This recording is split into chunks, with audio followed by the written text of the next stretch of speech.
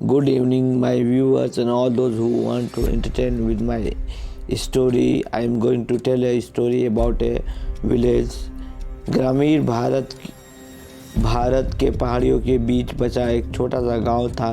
यह एक ऐसा स्थान था जहां प्राचीन परंपराएं और रीति रिवाज अभी भी प्रभावी थे और अब लोग अपने पूर्वजों की विद्या में डूबे हुए सरल जीवन व्यतीत करते थे। लेकिन एक अंधेरी उपस्थिति थी जो छाया में डुबकी हुई थी।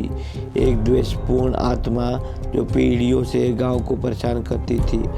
आत्मा को एक युवा महिला का भूत कहा जाता था जिसे जीवन में गलत किया गया था।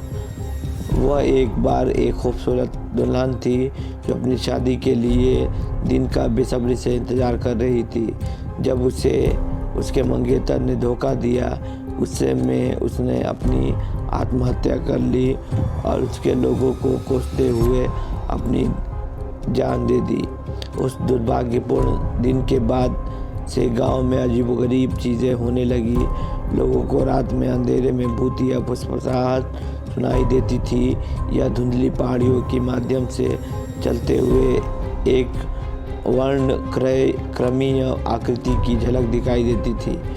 मवेशी बिना किसी कारण के अचानक बीमार पड़ गए और फसल कटने से पहले ही सूख जाए और मर जाए।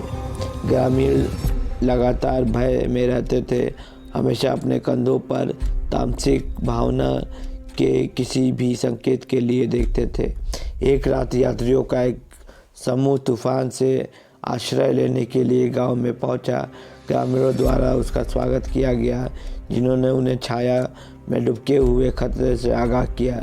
लेकिन भूत की कहानियों को अंधविश्वास कहकर खारिज करते हुए यात्रियों को संदेह हुआ। उस रात जब वे गांव के मंदिर में सो रहे थे, कमरे में ठंडी हवा के झोंके ने उन्हें जगा दिया। उन्होंने अपने सामने खड़ी युवती की भूतिया आकृति को देखने के लिए ऊपर देखा। उसकी आंखें एक अलौकिक प्रकाश से चमक रही थी। उसने उनसे एक ऐसी आवाज़ में बात की जो सुंदर और भयानक दोनों थी। उन्हें अपने साथ हुए अन्याय के बारे में बताया और उन लोगों से बदला लेने की प्रतिज्ञा की जिन्होंने उसके और उनके वंशजों के साथ अन्याय किया था। यात्रियों ने भागने की कोशिश की, लेकिन उन्होंने खुद को एक अलौकिक शक्ति द्वारा गांव में फंसा हुआ पाया।